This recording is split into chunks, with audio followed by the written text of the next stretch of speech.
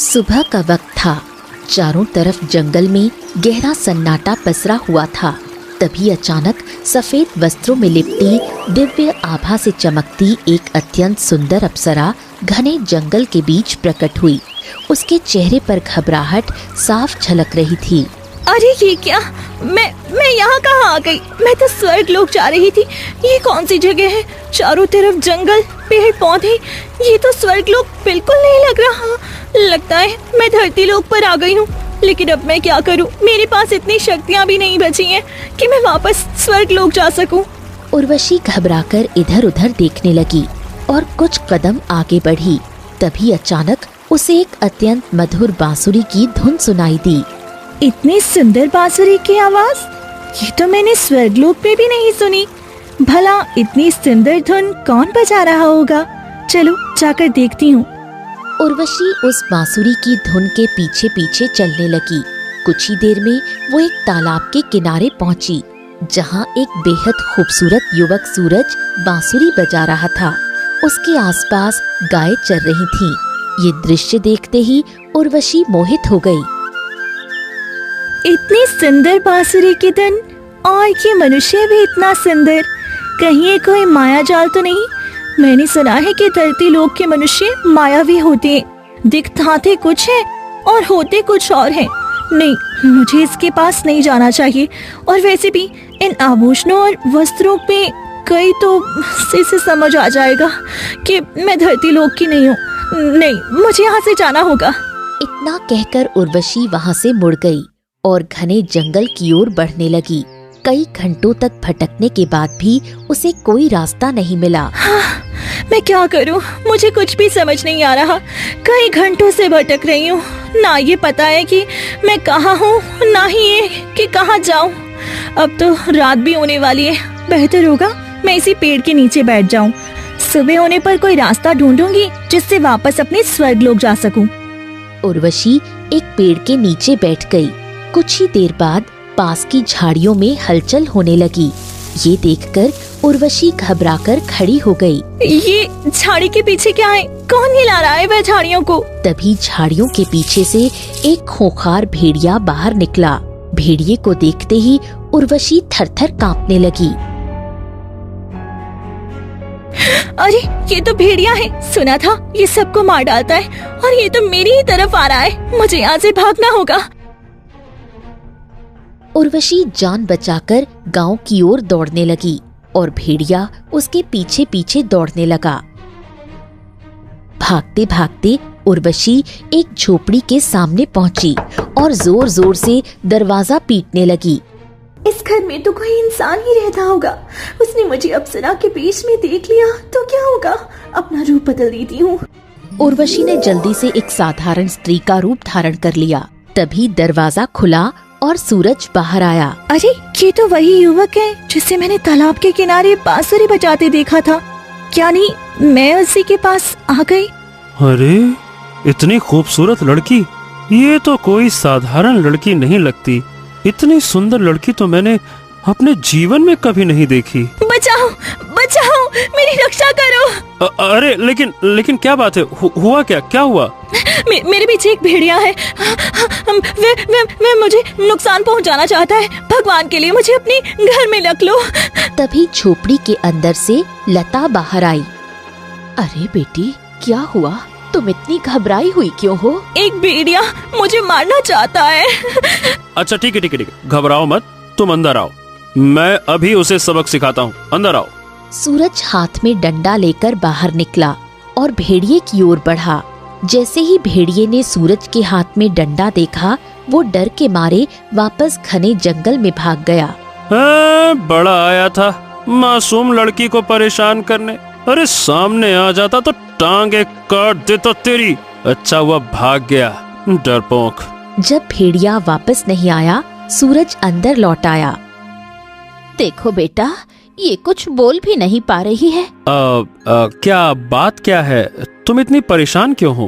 मैं इन्हें कैसे बताऊं कि स्वर्ग लोक की अप्सरा हूँ मैं।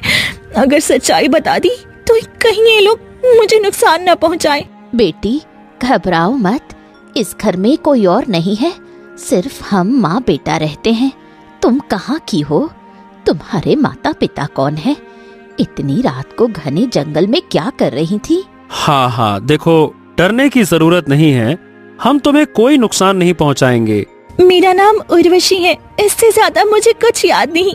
मुझे नहीं पता मेरा घर कहाँ है। मैं तालाब के किनारे घायल अवस्था में पड़ी थी। शायद सर पर चोट लगने से मेरी याददाश्त चली गई है। अरे ये तो बहुत बुरा हुआ बेटा। अब ये कहाँ जाएगी? जब तक इसकी याददाश्त वापस नहीं आती, इसे हमारे घर में ही रहने दो।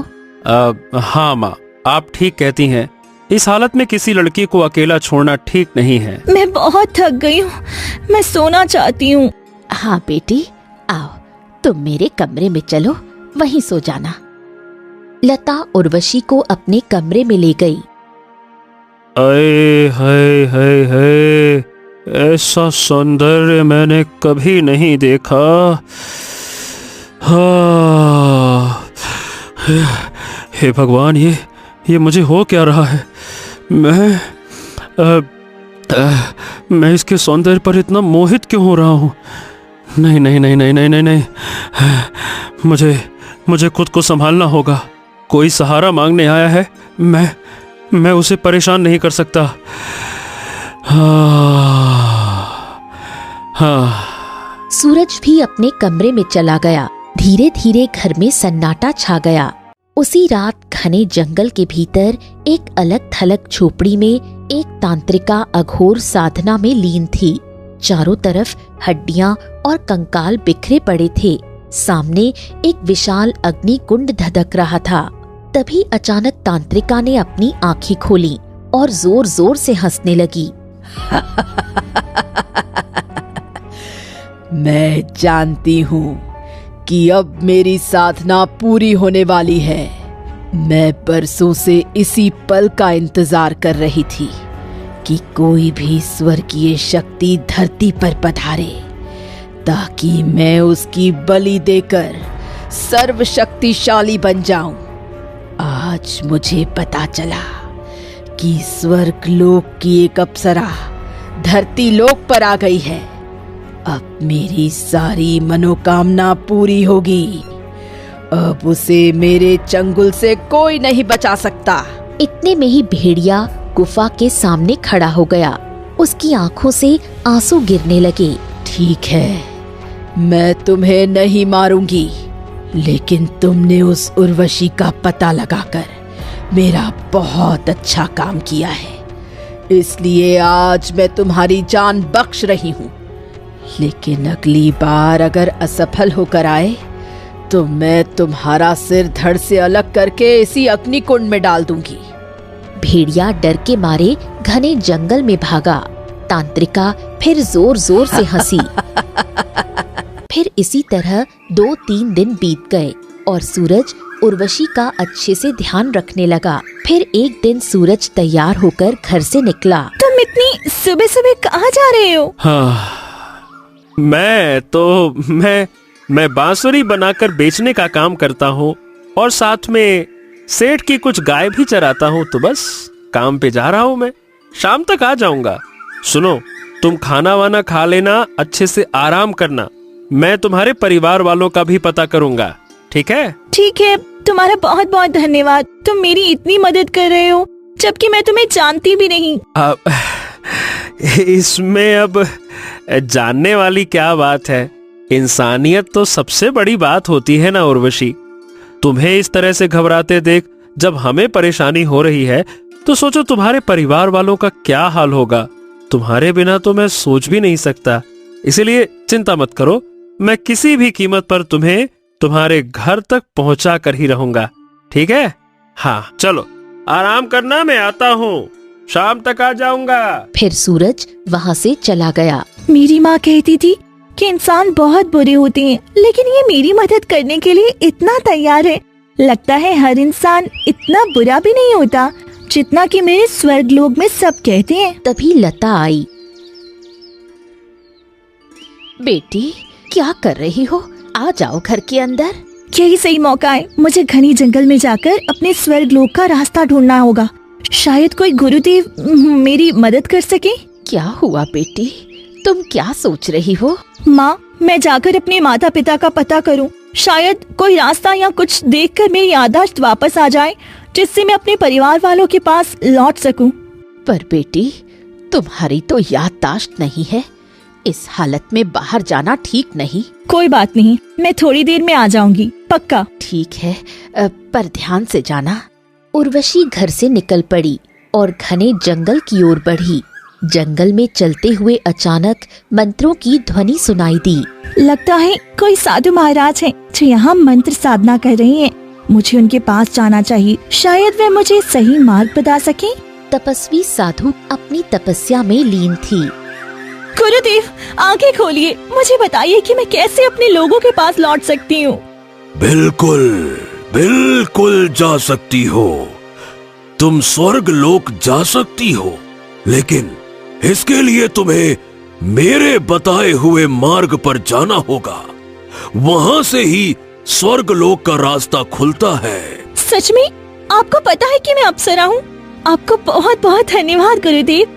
अब लगता है मैं स्वर्गलोक वापस जा सकती हूँ। हाँ हाँ, क्यों नहीं। मैं सर्वशक्तिशाली हूँ और इस पूरे धरती का अंतर्यामी भी हूँ। अब चलो, मेरे पीछे चलो, मैं तुम्हें सही मार्ग दिखाता हूँ। आ जाओ। साधु आगे आगे चलते हैं और उर्वशी मुस्कुराते हुए उनके पीछे पीछे। थोड़ी देर में दोनों एक पुरानी झोपड़ी में पहुँचे। चारों तरफ हड्डियाँ और जलती हुई अग्नि है। गुरुदेव, ये कैसी जगह है? चारों तरफ हड्डियाँ हैं और ये अग्नि। ये कोई पवित्र जगह नहीं लग रही। नहीं नहीं, अरे कहाँ जाओगी? अब तुम्हारी मंजिल यही है, तुम यहीं रहोगी। अब तुम यहाँ से कहीं नहीं जा सकती हो। ये आप कैसी बातें कर रहे हैं गुरुदेव? मुझे तो स्वर्ग लोक जाना था। ये कैसी जगह है? नहीं, मुझे यहाँ नहीं रहना, मुझे वापस जाना है। इतने में सामने भयानक भेड़िया आकर खड़ा हो गया। ये भेड़िया, ये तो कल रात मेरा पीछा कर रहा था। ये यहाँ कैसे आ गया? तभी तेज रोशनी फैली और साधु तांत्रिका के रूप में बदल गई। ये क्या? तुम तो तंत्र विद्या करने वाली लग रही हो। मुझे जाने दो। तुमने मेरे साथ छल किया और मुझे धोखे से यहाँ बुलाया।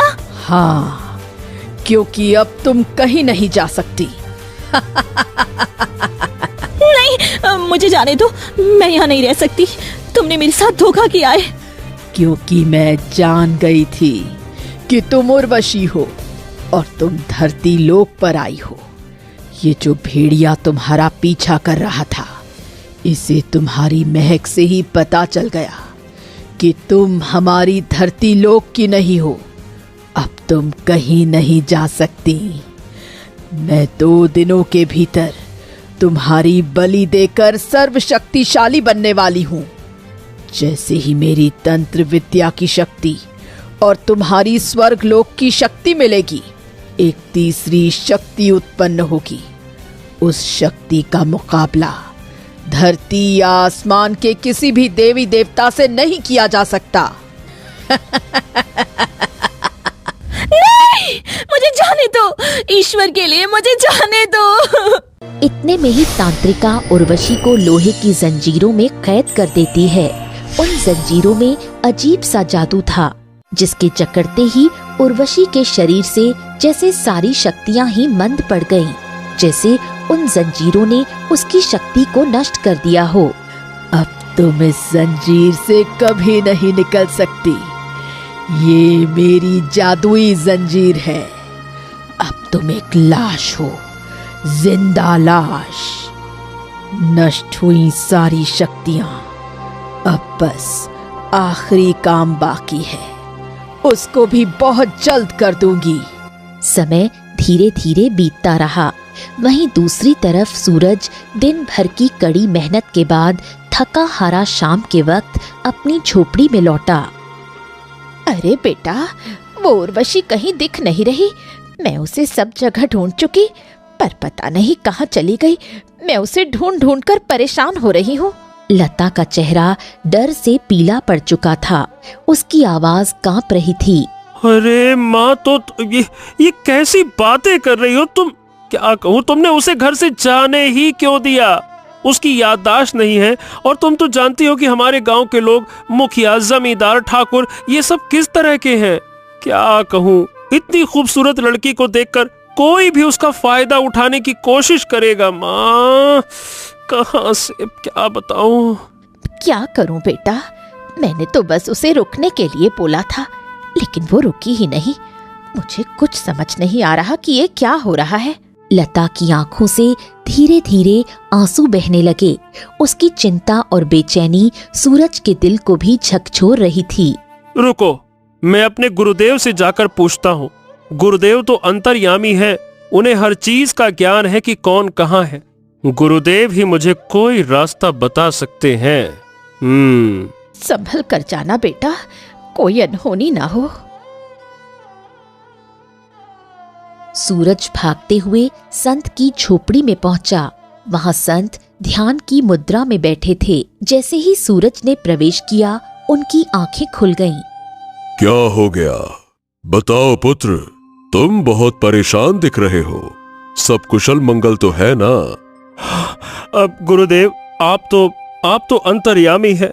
अब आपसे कुछ भी कहने की आवश्यकता नहीं है, आप सब जानते हैं। लेकिन फिर भी मैं आपको बताऊं तो उर्वशी नाम की लड़की है जिसकी याददाश्त चली गई है। वो किसी खतरे में है। मैं उसी को ढूंढ रहा हूँ, लेकिन वो कहीं नहीं मिल रही। मेरी माँ भी बहुत परेशान है। वो अब तुम्हें मिल भी नहीं सकती। लेकिन कोई तो उपाय होगा ना महाराज। कहाँ गई है वो गुरुदेव? कुछ तो बताइए, कोई तो दिशा बताइए, कुछ इशारा दीजिए। हाँ, उसे इस धरती लोक पर सबसे खतरनाक तंत्र विद्या करने वाले त्रिलोचन ने उसे अपनी गुफा में कैद कर लिया है। और अब वो उसकी बलि लेकर एक तीसरी शक्ति उत्पन्न करने वाला है, जिससे वो सर्वशक्तिशाली बनना चाहता है। क्या? नहीं नहीं नहीं नहीं नहीं गुरुदेव, इतनी आसानी से मैं उर्वशी को मरने नहीं दे सकता। आप मुझे कोई भी रास्ता बताइए, जो भी रास्ता हो, जितना भी कठिन हो, मैं उसे बचाना चाहता हूँ। तुम एक मामूली इंसान हो सूरज। तुम भला इतनी बड़ी तंत्र साधना करने वाले त्रिलोचन का सामना कैसे कर पाओगे? नहीं कर पाओगे बच्चे। गुरुदेव, मैं इस तरह से किसी मासूम को मरने के लिए नहीं छोड़ सकता। कोई तो उपाय होगा, कोई ऐसी विद्या होगी जिससे उसे रोका जा सके। आप एक बार बताइए तो सही, कुछ तो बताइए। तुम उस गुफा के पास भी नहीं जा सकते। वहां एक बहुत बड़ा भेड़िया उर्वशी की रखवाली कर रहा है। उसके सामने तुम गए तो वो तुम्हें जिंदा खा जाएगा। इसीलिए तुम्हें कोई और रास्ता निकालना होगा। हाँ तो बताइए ना गुरुदेव, क्या रास्ता है? मैं उसके लिए तैयार हूं, बताइए। मैं अपनी शक्ति से अभी एक बहुत ही शक्तिशाली इंसान को बुलाने वाला हूं। इसके लिए तुम्हें झोपड़ी से बाहर जाकर मेरी प्रतीक्षा करनी होगी। हाँ ठीक है गुरुदेव, मैं झोपड़ी के बाहर आपका इंतजार कर रहा हूं। ठीक है। सूरज झोपड़ी से बाहर निकला। तभी संत मंत्रों का उच्चारण करने लगे। मंत्रों की गूंज के साथ हवा तेज चलने लगी। झोपड़ी प्रकाश से भर गई और अचानक ही परी लोक की अप्सरा निर्मला अपनी बेटी मोनिका के साथ वहां प्रकट हो गई। संत गुरु, आपने मुझे यहाँ क्यों बुलाया? तुम अपनी पुत्री को ढूंढ रही हो। इसी सिलसिले में मैंने तुम्हें यहाँ बुलाया है। हाँ, मैं अपनी पुत्री को कई दिनों से ढूंढ रही हूँ। स्वर्ग, नर्क, पाताल लोक, सब जगह ढूंढा, पर मुझे मेरी बेटी कहीं नहीं मिली। हाँ गुरुदेव, मुझे अपनी बहन को किसी भी कीमत पर ढूंढना है। तुम्हारी बहन धरती लोक की सबसे बड़ी तंत्र विद्या करने वाले त्रिलोचन के कब्जे में है। उसे बचाना इतना भी आसान नहीं है। हाँ संत गुरु, उस तांत्रिका को हराने का क्या मार्ग है? तुम दोनों के पास स्वर्ग लोक की शक्तियां हैं, लेकिन त्रिलोचन के पास तंत्र विद्या की शक्तियां हैं। झोपड़ी के बाहर एक सूरज नाम का मेरा शिष्य है। तुम दोनों अपनी सच्चाई छुपाकर उसके पास जाओ और उसकी मदद से हल्द्वानी नदी का जल प्राप्त करना होगा तुम्हें। उस जल को अपनी पुत्री को पिलाना होगा, जिससे उसकी सारी शक्तियां वापस आ जाएंगी। फिर तुम तीनों मिलकर तंत्रिका का सामना कर सकती हो, क्योंकि वो अघोर विद्या की परिपूर्ण है।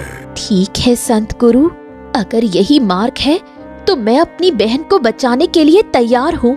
हाँ गुरुदेव, हम अपनी बच्ची को बचाने के लिए कुछ भी करने को तैयार हैं। फिर दोनों एक साधारण वेश में झोपड़ी से बाहर निकली। आप दोनों, मैंने तो आप दोनों को झोपड़ी में जाते हुए नहीं देखा, तो फिर आप यहाँ?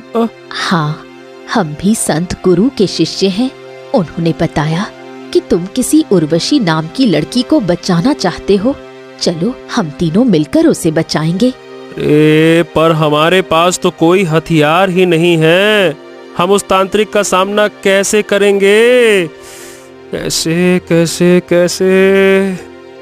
हमें हल्द्वानी नदी का जल लाकर उर्वशी को पिलाना होगा, जिससे कि उर्वशी के अंदर इतनी ताकत आ जाए कि वो उस तंत्र विद्या की शक्ति को तोड़ सके, और फिर हम तीनों मिलकर उसका सामना कर लेंगे। हाँ, गुरुदेव ने बताया है तो इसमें जरूर सच्चाई होगी। हम चार मिलकर एक तांत्रिका को तो हरा ही सकते हैं। ठीक है, अगर ये करना है तो मैं करने के लिए तैयार हूँ, लेकिन हल्द्वानी नदी तो यहाँ से बहुत दूर है और बीच में तो कई जंगली जानवर भी रहते हैं। तुम चिंता मत करो, हम तीनों हैं ना, हम सबका सामना कर लेंगे। अब चलो चलते हैं। फिर तीनों वहां से निकल पड़े और घने जंगल से होते हुए आगे बढ़ने लगे। वैसे तुम्हारा क्या रिश्ता है उर्वशी के साथ, और तुम उसके लिए अपनी जान क्यों खतरे में डालना चाहते हो? हाँ, बस एक इंसानियत का रिश्ता है। वो मेरे पास मदद मांगने आई थी और उसकी याददाश्त चली गई है। अगर वो खतरे में रही तो ठीक नहीं होगा। इंसानियत का पहला फर्ज यही कहता है कि जो भी मुसीबत में हो उसकी मदद करनी चाहिए। सच में तुम बहुत अच्छे दिल के हो। चलो अब चलते हैं। तीनों लगातार चलते रहे। उन्होंने कई घंटों का सफर तय किया। तभी अचानक रास्ते में शेर की दहाड़ सुनाई दी। अरे ये क्या, यहाँ तो शेर की दहाड़ सुनाई दे रही है। हमें चुप रहना चाहिए और कहीं छुप जाना चाहिए, वरना ये जंगली जानवर हमें नुकसान भी पहुंचा सकता है। इधर आओ, इस तरफ। चिंता मत करो सूरज बेटा, मैं एक शिकारी की बेटी हूँ। इस जंगली शेर का सामना मैं अच्छी तरह कर लूंगी। तुम बस मेरे पीछे चलो। हाँ, हमें सतर्क रहना होगा, साथ रहकर ही आगे बढ़ना है। इतना कहकर तीनों धीरे धीरे आगे बढ़े, लेकिन तभी शेर अचानक उनके सामने खड़ा हो गया। उसकी तेज दहाड़ और भयानक रूप को देखकर सभी स्तब्ध रह गए। अब हम क्या करें? ये जानवर तो ये तो हमें खा जाएगा। ये तो हमें कच्चा चबा जाएगा। डरो मत बेटा। निर्मला ने धीरे से अपने हाथ ऊपर उठाए और जादुई मंत्र का उच्चारण किया। हल्का तेज प्रकाश फैला। शेर डरकर खुद ही झाड़ियों में भाग गया। अरे ये क्या? ये तो हमें बिना नुकसान पहुंचाए खुद ही झाड़ियों में चला गया। ये कैसे हो गया? शायद हमें देखकर डर गया होगा। चलो आगे बढ़ते हैं। इतना कहते ही तीनों अपने रास्ते पर फिर से आगे बढ़ गए। कुछ समय बाद वो हल्द्वानी नदी के पास पहुँचे, जिसका जल गहरे नीले रंग से चमक रहा था। ऐसी नदी तो मैंने अपने जीवन में कभी नहीं देखी। क्या आप लोगों ने इस नदी को नहीं देखा है? ये तो हमारे गांव की सबसे पवित्र नदी है। इसका जल बहुत ही शक्तिशाली और पवित्र है। हाँ, क्यों नहीं। चलो जल्दी से ये जल ले लो। फिर सूरज जल्दी से नदी का पवित्र जल ले लेता है। तीनों फिर वहाँ से निकलकर पुरानी झोपड़ी की तरफ बढ़ने लगे। जैसे ही पुरानी झोपड़ी में पहुँचे, भेड़िया हमला करने के लिए आगे बढ़ा।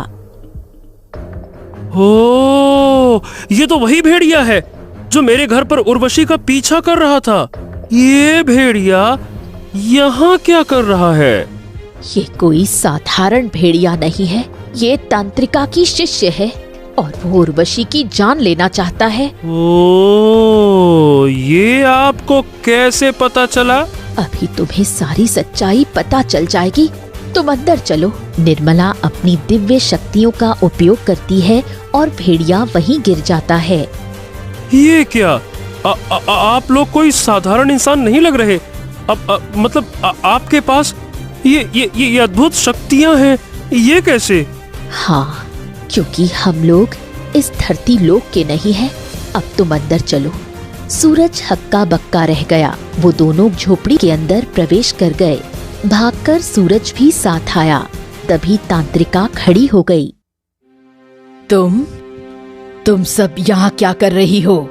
चली जाओ यहाँ से। तुम्हारी हिम्मत कैसे हुई मेरी बेटी को अपने कब्जे में रखने की? छोड़ दो मेरी बेटी को, वरना मैं तुम्हें जान से मार दूंगी। सूरज और निर्मला का साहस देखकर तांत्रिका थोड़ी झिझकी। तभी निर्मला उर्वशी की तरफ देखती है। उर्वशी बेहोशी की अवस्था में जंजीर में जकड़ी पड़ी थी। ये क्या? तुमने मेरी बेटी के साथ क्या किया है? तुम्हारी बेटी अब नहीं बच पाएगी, क्योंकि अब वो मरने वाली है। तांत्रिका की हंसी से गुफा का वातावरण भयावह हो गया। वो दोनों तांत्रिका को अपनी बातों में उलझाते हैं। तभी सूरज भागकर हल्द्वानी नदी का जल उर्वशी को पिलाता है। जैसे ही जल उर्वशी के शरीर में गया, उसकी आंखों में तेज रोशनी फैली। उर्वशी उठकर खड़ी हो गई और अपनी शक्तियों से जंजीर को तोड़ दिया। अरे ये क्या? ये जल ऐसा, मतलब इस जल में ऐसा क्या था कि तुम्हारे अंदर शक्ति आ गई? क्योंकि मैं कोई साधारण इंसान नहीं हूँ। ये जल बहुत पवित्र है। मैं अपनी शक्तियाँ भूल गई थी, लेकिन इस जल को पीते ही मेरी शक्तियाँ वापस आ गई। अब हटो, मैं इस तंत्रिका को जिंदा नहीं छोड़ूंगी। आखिर ये क्या रहस्य है? मुझे तो कुछ समझ में नहीं आ रहा। उर्वशी की आंखों में आक्रोश और शक्ति दोनों चमक रहे थे। तुम ठीक हो बहन? हाँ, मैं ठीक हूँ और आप दोनों को देखकर बहुत खुश हूँ। माँ, मुझे माफ कर दो। मैं बिना बताए स्वर्गलोक के लिए निकल गई थी। मुझे ऐसा नहीं करना चाहिए था। तुम लोगों का बहुत हो गया ये माँ बेटी का प्यार। अब तुम्हें कोई नहीं बचा पाएगा। और तुमने मेरे शिकार को होश में ला दिया। अब मैं तुम्हें ही जान से मारूंगी।